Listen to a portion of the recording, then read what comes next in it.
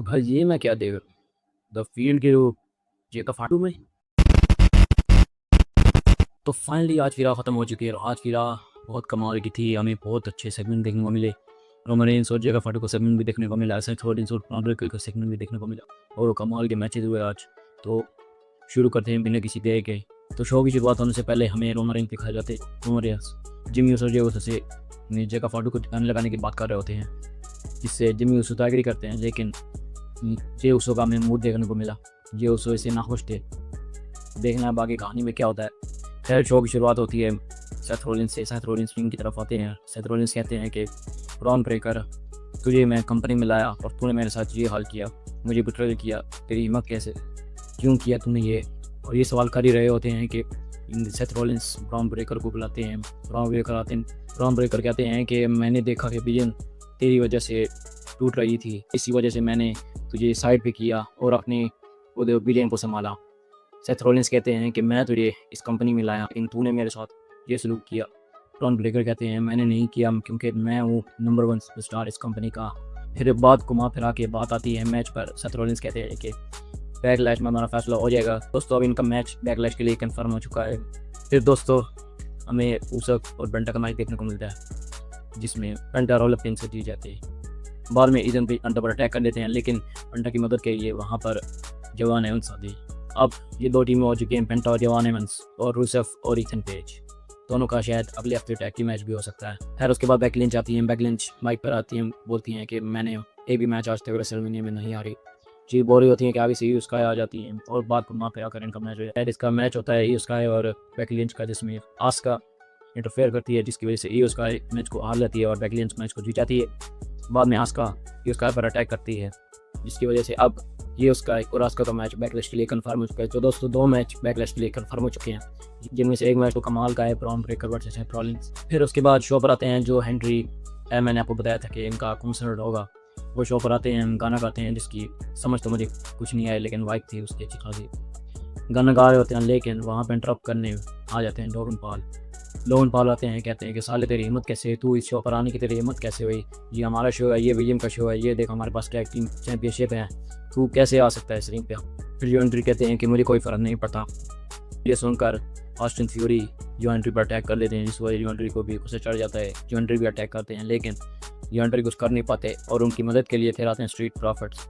अब ये तो कंफर्म है कि स्ट्रीट प्रॉफिट्स और विलियम के पीछे जाने वाले हैं, शायद इनका मैच भी बैकलैश के लिए कंफर्म हो सकता है। फिर उसके बाद हमें रे मिस्टीरियो और एल ग्रांडे अमेरिकानो का मैच देखने को मिलता है, जिसमें एल ग्रांडे अमेरिकानो चीटिंग कर रहे होते हैं, लेकिन असली वाला एल ग्रांडे अमेरिकानो जो चैट केबल है वो आता है और वो दूसरे एल ग्रांडे अमेरिकानो को चीटिंग करने से रोकता है, जिसकी वजह से रे मिस्टीरियो इस मैच को जीत जाते हैं। बाद में इन एल ग्रांडे अमेरिकानो दूसरे एल ग्रांडे अमेरिकानो पे अटैक भी करता है, लेकिन स्कॉटी चढ़ाने वहाँ पे आ जाती है। फिर उसके बाद हमें ग्रेसन वालर दिखाई देते हैं, जो एडम पियर्स से कह रहे होते हैं कि मुझे भी टाइटल की अपॉर्चुनिटी चाहिए, मुझे भी अपॉर्चुनिटी मिल गई। एडम पियर्स कहते हैं तुझे अपॉर्चुनिटी चाहिए तो पीछे देख, हुआ दे रही अपॉर्चुनिटी, और जैसे ही पीछे देखते हैं तो ओबा फेमी और फिर ओबा फेमी और ग्रेसन वालर का मैच आज के लिए कंफर्म हो जाता है। फिर इनका मैच होता है जिसमें ओबा फेमी जीत जाते हैं। बाद में ओबा फेमी माइक पर वही कहते हैं कि मेरे से पन्ना मत लेना, मैं अबू रूलर, मैं अबू बड़ा सबसे इस कंपनी का, मैंने ब्रॉक लेसनर को हराया, अगर मेरे से पंगा लोगे तो पछताओगे, ये कहकर वो चले जाते हैं। खैर डब्ल्यूडब्ल्यूई अब ओबा फेमी का आगे क्या सोचती है वो तो हमें फ्यूचर में पता चलेगा।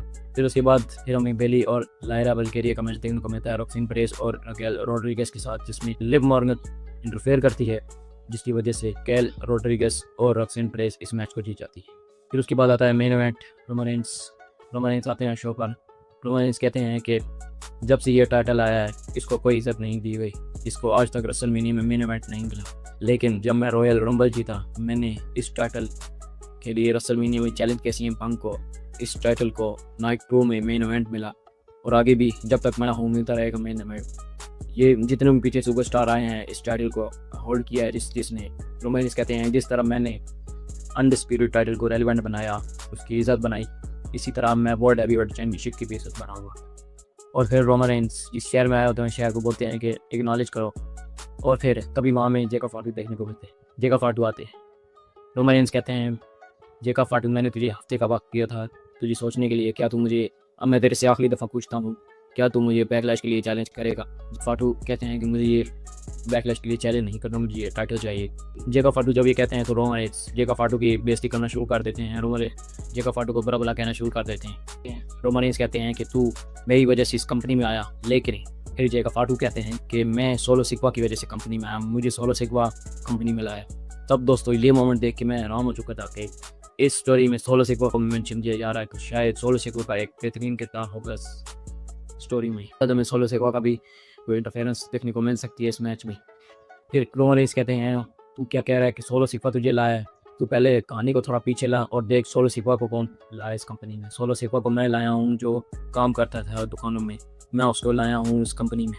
रोमन रेंस फिर जेका फाटू बेइज्जती शुरू कर देते हैं। फिर जेका फाटू को गुस्सा चढ़ लाए। जेका फाटू रोमन रेंस का गला पकड़ लेते हैं। ये देखें ये फीन की याद आ गई जब वो अपने अपोनेंट्स के मुंह के अंदर 2 उंगलियां डाल के फंसा के उनको खुश करते थे। वही मोमेंट मुझे ऐसे लगा वही जेका फाटू ट्राई करने की कोशिश कर रहा है, लेकिन जेका फाटू ने रोमन रेंस का गला पकड़ा हुआ था। खैर रोमन रेंस के आगे से छुड़ाने की भी कोशिश करते हैं, लेकिन जेका फाटू रोमन रेंस को छुड़ाने नहीं देते। रोमन रेंस के ऊपर बैठ कर बोलते हैं कि मैं इसी टाइटल के पीछे जाने वाला।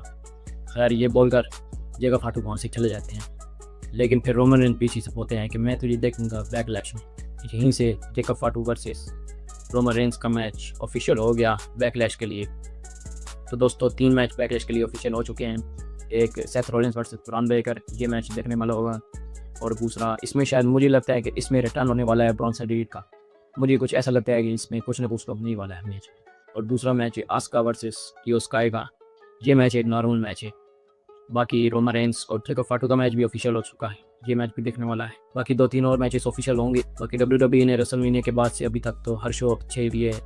रॉ भी अच्छी थी, रेसलमेनिया के बाद स्मैकडाउन भी अच्छी थी। हाँ मैं स्मैकडाउन का रिव्यू नहीं बना सकता, वो अलग बात है। बाकी आज की भी रॉ अच्छी थी, अब देखना है स्मैकडाउन कैसी होगी। खैर ये थी आज की रॉ, बहुत कमाल की थी, मुझे पसंद आई, कमाल की रॉ थी। आपको कैसी लगी कमेंट्स में बताना। बाकी सब्सक्राइब लाजमी किया करो। तो मिलते हैं आपसे अगली वीडियो में, या स्मैकडाउन की वीडियो की और की वीडियो में, ये तब आगे पता चलेगा।